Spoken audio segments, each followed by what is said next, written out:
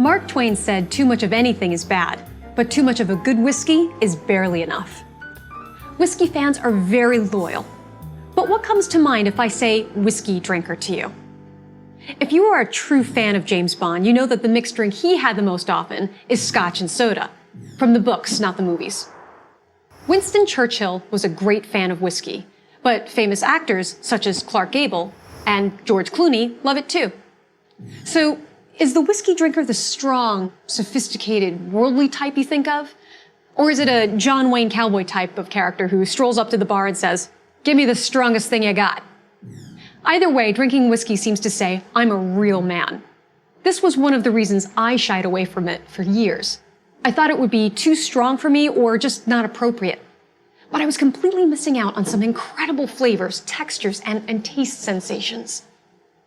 It was actually after I found my appreciation for wine that I started looking into whiskey. It sounds bizarre, I know, but just as with wine, whiskey's intricate and many layers of flavors and complexities are fascinating. There's discovery in every glass.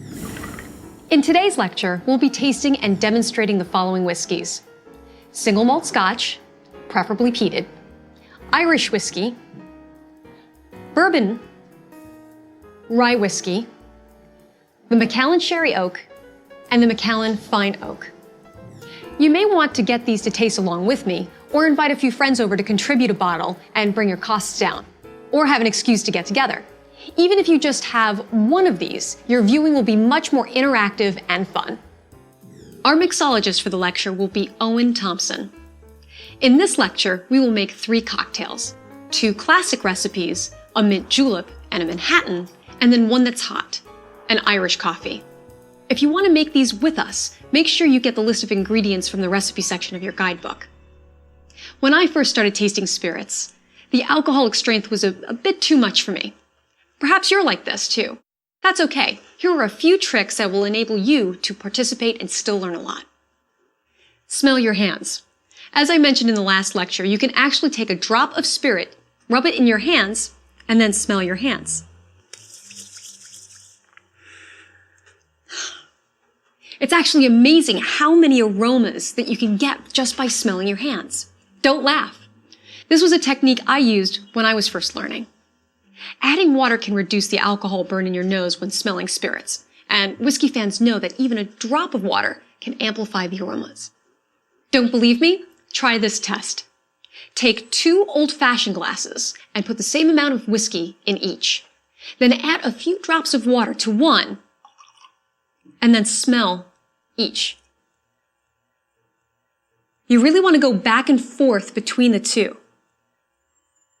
Do you notice the difference? The water reduces the impression of the alcohol, which allows some of the other aromas to shine through. If you distill wine and age it in oak, you get brandy, which we'll talk about later in the series. Whiskey is distilled beer aged in oak. This explanation hardly does either justice, but it's a simplification that can help you understand both at their core.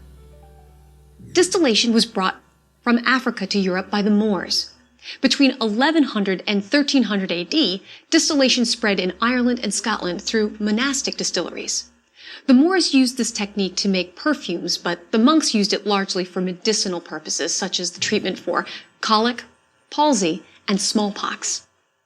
It's no accident that the southern belt of Europe produced spirits based on grapes and fruit, while those in the northern belt based their spirits on grain. Since the Northern Isles had few grapes from which to make wine, barley beer was used instead. I lived in the United Kingdom for a little while. It's cool, it's gray, it's damp, most of the time. And I've always thought of whiskey as liquid sunshine for the British.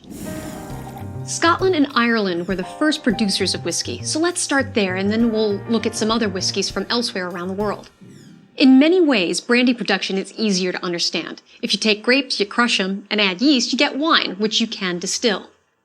You can't do that with grain. You need more steps, such as malting, milling, and mashing. Let's look at malting, the first step in whiskey. Malting is the process of changing the starch of barley into fermentable sugar. Malting barley releases enzymes that help the process. The first step is to soak the barley in water for about 48 hours. This triggers the germination process. The grains are then laid in large drums where the air is cool and humid. In about 5 days, the barley begins to sprout, and at that point, the grain is called a green malt. Only a handful of distilleries malt on site. Most use commercial malting facilities. But after the barley becomes green malt, it's necessary to stop any more green plant growth because the whole point is to get fermentable sugar, not to sprout new barley plants. To kill the new growth, yet keep the fermentable sugars, the green malt is heated above kilns. A fire is lit in the kiln and the grain is held above on perforated floors. How the kilns are heated has a significant impact on flavor. Some kilns are fueled by coal, but others are by peat. Peat is a semi-carbonized, partially decayed vegetation that comes from bogs, moors, and swamp forests. If the kiln includes peat, the smoke from its fire infuses the barley with intense flavors of smoke and toast and sometimes kind of a vegetal briny note. This adds layers of flavors or complexity to the resulting spirit. This is where many whiskey producers differ, particularly in Scotland and Ireland. To peat or not to peat, that is the question. So who does and who doesn't? To use a sweeping generality, we can say that Scotch has peat and Irish whiskey does not. Products from the islands of Islay are typically peated. However, not all producers in Scotland use peat. And I can think of one producer in Ireland that does use peat. Here we have a peated Scotch whiskey and an unpeated Irish whiskey, Jameson whiskey. Smell and taste the unpeated first.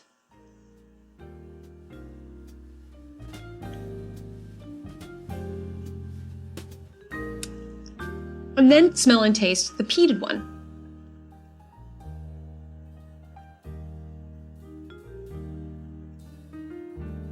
What do you think? You probably noticed that the peated whiskey smells smokier, toasty, spicy, and more intense. The peated whiskeys always remind me of sitting fireside and smelling like the wonderful aromas you get that the fire gives off. Besides, the whiskey itself is nice and warming on the inside. Adding these layers of complexity is one of the benefits of peating. The more peat added to the fire, the more intense the peaty flavors. If you see the word malt on the bottle, as in single malt whiskey, it means the whiskey is made with 100% malted barley. Not all of the whiskeys are made with barley, and not all of those with barley are malted. Producers of grain whiskies in Scotland and Ireland, as well as producers of bourbon, use only a small amount of malted barley and focus instead on other types of cereals or grains. It takes only a fraction of malted barley to create the enzymes to break down the starch into fermentable sugars. After the barley has been malted, that means soaked, germinated, and kilned, it's taken to a mill where mechanical rollers, hammers, and grinders break up and strip away that outer husk, that covering, from the barley, so that the distiller can get at those fermentable sugars. In grain whiskies, the unmalted grains are put in a pressure cooker at high temperature to hydrolyze the starch. Have you ever boiled potatoes to get them soft and mushy? This is the same concept, and to get at those fermentable sugars. Once we have fermentable sugars in the grains, whether malted or not, the grains are then milled and ground into a rough flour. This flour, or grist, is placed into a mash tun, which is a tank or a vessel where it's mixed with hot water crushed into a mash. The water pulls the fermentable sugars into the solution. This new fermentable sugar water solution is called wort and is now placed into a fermenter called a washback. So why do we care about the process? It affects the flavor in the resulting whiskey. For example, with Scotch, if the distiller does this process quickly, it pulls the solids along into the washback for a cloudy wort, which results actually in a more malty flavor. Now we're ready to start fermentation. The wort is cooled and yeast is added. After 48 hours, the liquid is about 7 to 10% alcohol by volume. It's no longer a wort, but now considered a wash. The speed of mashing affects flavor, but so does the length of fermentation. A short ferment, meaning less than 50 hours, with a cloudy wort gives a more malty kind of flavor. In a longer ferment, chemical reactions take place such as autolysis, and more congeners are created for more layers of flavors and complexity. Finally, the wash is ready to be distilled. At home, you can see how distillation works. Take a teapot of water and heat the water until it's boiling. As the steam comes out of the spot, cover it with a pot lid. Notice how the vapor collects and condenses on the underside of the lid. And congratulations! You've just distilled water. Distillation of alcohol works by the same concept, although alcohol actually boils before water. It has a lower boiling point temperature. Aroma molecules are more chemically similar than they are to alcohol than they are to water. So through the process of distillation, the aroma molecules tend to cling to the alcohol molecules. When a low wine or wash is heated, the alcohol molecules vaporize first. Clinging to them are these aroma flavor molecules that condense and then get captured. Pot stills are generally used for single malt whiskeys, while column stills are used for grain whiskeys. Let's take a quick look at each, starting with pot stills. The wash is first poured into the pot still. At this stage, it's called a wash still because it holds the low wine or wash. The pot vessel is heated over a fire. The fire sends the alcohol steam up into what's called the swan's neck. The vapors go into a water-cooled condenser where they condense into a liquid. The low spirit is then sent back into a pot still, this one called a spirit still, to undergo the same process. The spirit is then placed into waiting containers or directly into oak barrels. The pot still requires more labor because it's a batch system, meaning that to get the spirit to a high enough alcohol strength, it has to go through the system a few times.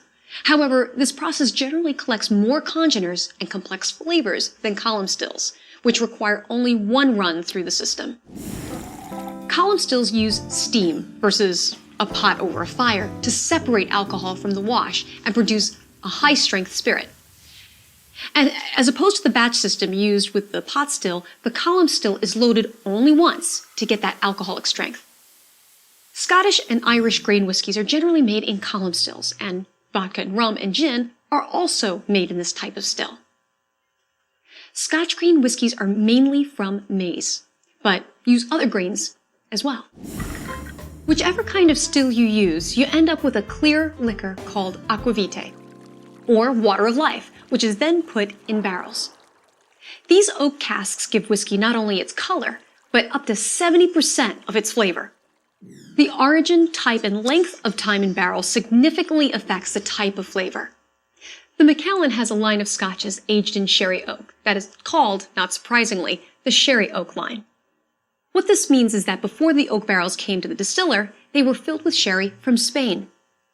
These sherry oak casks are made from European oak, which has a higher tannin level and provides a range of flavors such as dried fruit, spice like Christmas spices, clove, nutmeg, and sometimes known as chocolate and orange peel notes. The Macallan also has a fine oak range, which includes some American oak barrels that previously held bourbon.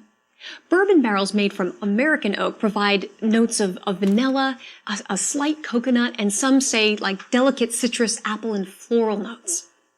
We can use our 4 S's, see, sniff, sip, and savor to compare these two scotches. First, let's see our first S.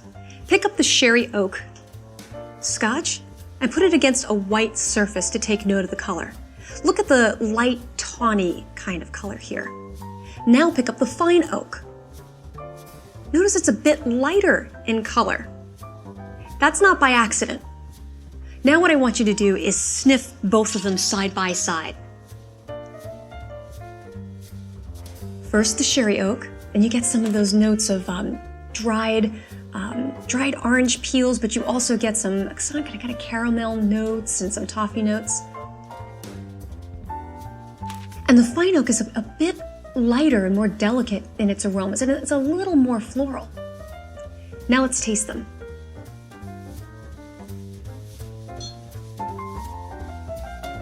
Roll it around on your palate. And now the fine oak.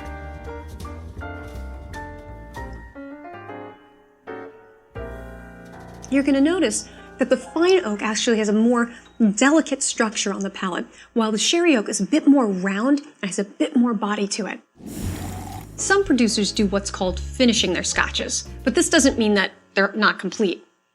To finish a scotch means that after the spirit is aged in one set of barrels, it's then placed into a different set that previously held something else, wine, rum, sherry, port, sauterne, and so on. Each one infuses the whiskey with more layers of flavors that was in the barrel held previously. The length of time in barrel affects flavor just as much. The longer the whiskey is in the barrel, the deeper the color, the richer and more concentrated the whiskey, and the more notes it has of caramel and spice, meaning at that end of the spectrum. Because oak is a porous material, the liquid inside it is subject to evaporation. This concentrates the flavors, but it also reduces the amount of alcohol. You can tell from the bottle how long whiskey's been aged. In order to be called Scotch, it must age for at least 3 years in oak, but the number on the bottle is the age of the youngest Scotch in the blend. If the label says 18 years, that's not the average age of the blend, it's the age of the youngest Scotch in the blend. Once the whiskey is aged to the desired point, it's blended and bottled.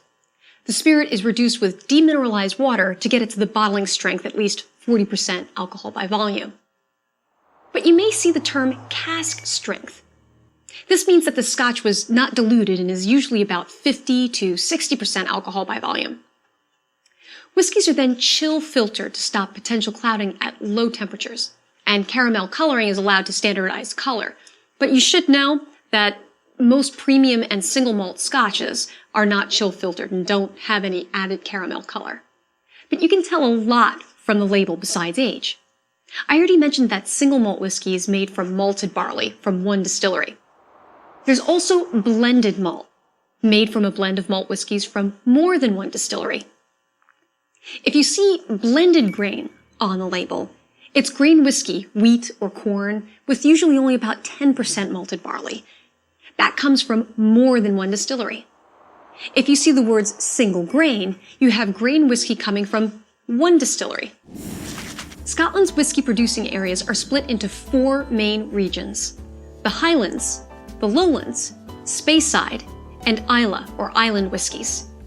Each of the whiskies produced in these regions has its own character stemming from cultural, historical, geographical, and commercial factors, not directly from the impact of the soil or the climate or what's called terroir by the French. The largest geographic area is the Highlands, and its whiskey has the widest range of characteristics, including malty, sweet, grassy, heavy, and fruity.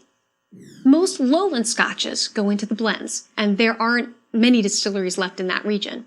But these Scotches tend to be light and gentle without any of those peaty or briny characteristics that we see in many island malts. Speyside has the highest concentration of malt distilleries, which fall into one of 2 camps: the light, the fragrant, and the floral, such as Glenlivet or Glenfiddich, and the richer, fruitier examples, such as the Macallan and Balvenie. Finally, we have Islay and the island Scotches. This is the region where peated whiskey is famous. Historically, these islands didn't have any coal, so distillers used the fuel source that they had on hand: peat. Some of the Scotches from Islay are unpeated, but many are peated, and some heavily so, which gives the area's Scotch its famous, smoky, peaty, and briny taste. Scotland has about 100 distilleries. Ireland, on the other hand, has 3: Bushmills, Cooley, and Middleton. Ireland may have fewer distilleries than Scotland, but the Irish were the first to distill whiskey. You see both pot and column stills in Ireland, and Middleton, where Jameson whiskey is made, has both. Except for Bushmills, which uses exclusively malted barley in its single malt whiskies, the Irish signature is the use of unmalted barley, which makes the backbone of Irish blends. Let's use our 4 S's again to compare 2 whiskies: Highland Park and Jameson Irish whiskey. We've taken note of the color, but now let's sniff and taste. Gonna smell and taste the Irish whiskey.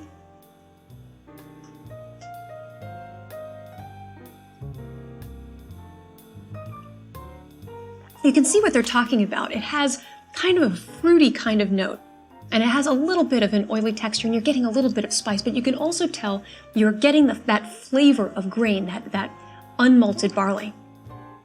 And now let's taste the Highland Park. Even just in the nose, the aromas of the peatiness really comes through, and you're getting some of that element of malt.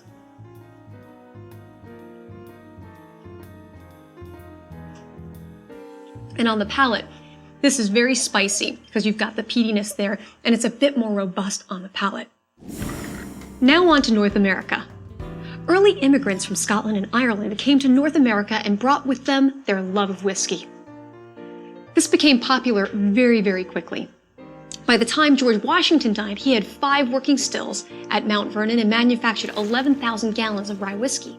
By 1791, it's estimated there was 1 whiskey still for every 6 people in America, including children. And in some areas, whiskey was used as currency. Even clergymen were paid in whiskey. Depending on where they settled, immigrants used what they could for the base material. So in Maryland and Pennsylvania, they used rye. In Kentucky, they used corn. And even today, bourbon must be at least 51% corn. Bourbon must be aged in new, charred American oak barrels. American oak has a high level of color and flavor compounds such as vanillin and lactones, which give the spirit its more reddish hue and more notes of vanilla, coconut, pine, chocolate, tobacco, and sometimes some people say cherry notes. Unlike what we saw in Scottish grain whiskies, no color additives are allowed in the production of bourbon. Nowadays, most bourbons and Tennessee whiskeys for that matter are first distilled in single column stills called beer stills. These stills are made of copper or stainless steel with copper-packed certain plates. The wash from such a still isn't high enough in alcohol to barrel age, so it's put in a pot still called a doubler for a second distillation to increase the alcohol and remove impurities. Tennessee whiskey conforms to the same regulations as bourbon, except that corn isn't required to be the dominant grain. It usually is, though, and Tennessee producers could call their products bourbon if they wanted to, but they don't. The very first American whiskeys were made from rye. To be classified as a rye whiskey, the mash bill, that is, grain recipe, must be a minimum of 51% rye. Rye is distilled in basically the same process as bourbon. So what difference does all of this make to taste? Let's do our 4 S's. Here we have Scotch, and we have bourbon. Smell the Scotch, and you're smelling some of that peatiness again. And smell the bourbon. The bourbon smells like, it smells kind of sweet. It has this impression of sweetness to it because that's from the corn that you have in it. Now, some bourbons have some rye in it, but Maker's Mark doesn't have any rye in it, so you're not getting some of that rye character, but you are getting some of the vanilla and those lactones that are coming from the oak, from the American oak, and let's taste them.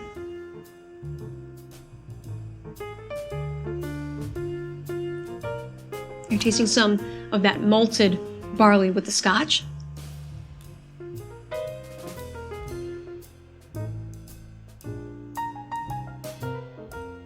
And with the bourbon, actually it's got a really bright attack. You've got a lot of that kind of vanilla character. You're getting that sweet impression of that corn. You're getting a little bit of a coconut kind of character as well. And you're getting some spice towards the finish. Now, let's taste the rye whiskey and compare it to the bourbon. Like I said, Maker's Mark doesn't have any rye in it, so it's actually a good one to compare and contrast to. So smell the bourbon, and then smell the rye whiskey. You're going to notice rye has its own unique, spicy, aromatic lift, and it's kind of almost lemon-scented. So let's taste the rye whiskey.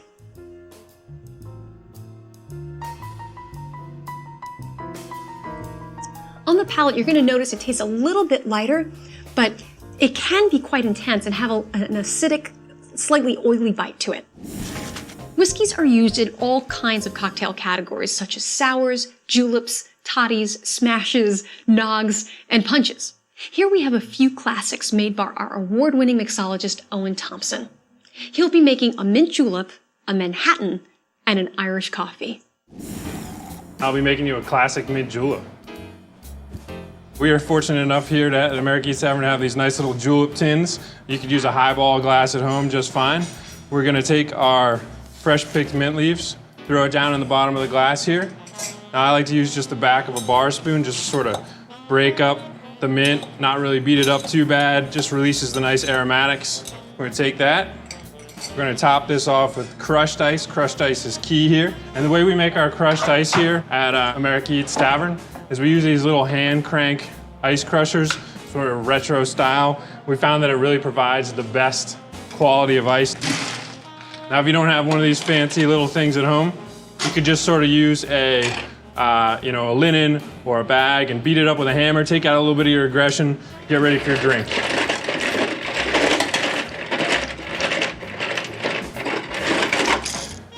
Then you're good to go. So we're gonna take this crushed ice, we're gonna cover it up our lovely pressed mint. Then we're gonna add about a half ounce of our simple syrup here.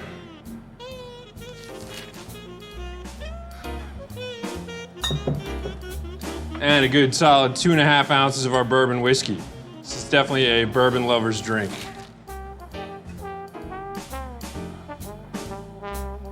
All right, top it off with a little bit more crushed ice.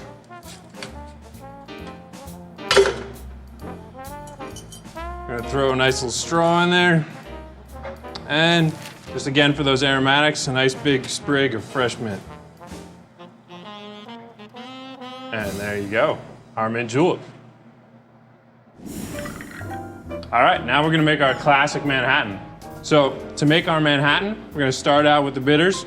A couple good dashes there. Then we're gonna throw in an ounce of sweet vermouth. You can dial that down a bit depending on how you like it.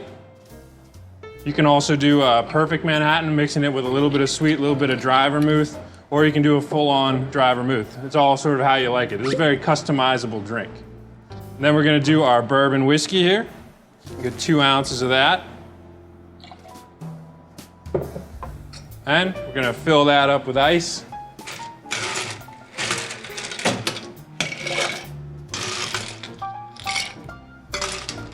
And this drink we're gonna stir. Take your bar spoon, put it in there. And the trick to stirring is you wanna run the spoon around the outside of the glass. You don't really wanna agitate the ice. Depending on the kind of ice you have, you kind of feel out how long you gotta stir it. This I'll stir about 25, 26 times. All right, we're gonna strain that into our nice chilled cocktail glass here. We keep ours in the fridge just to keep them at temperature all the time. If you could do that at home, or if you didn't have time, you could just throw a little bit of ice in the glass while you're mixing the drink. That'll make it nice and easy for you. And we're just gonna finish it up with one of our nice house cherries. And there you go, the Manhattan. Now we're gonna make a traditional Irish coffee. We're gonna do it the right way. The trick to an Irish coffee is we're gonna use a nice brown sugar here. Throw about a nice big tablespoon in there. We're gonna throw 1.5 ounces of our Irish whiskey. I'm gonna top that off with a little bit of black coffee. So the mistake a lot of people make with this, nowadays these drinks, they get served with like a cream liqueur or something like that. The traditional Irish coffee is just a blend of the black coffee, the Irish whiskey, a little bit of brown sugar for that richness. We're just gonna stir it real quick just to incorporate the sugar. And we're gonna top it off with a little bit of our freshly whipped cream. The trick to this whipped cream is that instead of that stuff you use in like a can, what we do is it's a really light whip. Because what you're going for is the difference in texture between the nice, light, cold whipped cream and the hot coffee with the whiskey. And there you go, you have the Irish coffee. As you can imagine, there are a lot of variations with all of these drinks, so have fun experimenting. Next up, we're gonna go to the tropics to learn about rum. Instead of grain, rum's base is sugarcane. Rum has a fascinating history and is used to make a wide variety of versatile cocktails. For this lecture, you may want to have handy the following: rum agricole, which is based on sugarcane juice, white rum, preferably one based on molasses, gold rum, here I have one from Barbados, a dark rum or sipping rum, a Jamaican rum, and finally a spiced rum or a navy rum. So until then, cheers.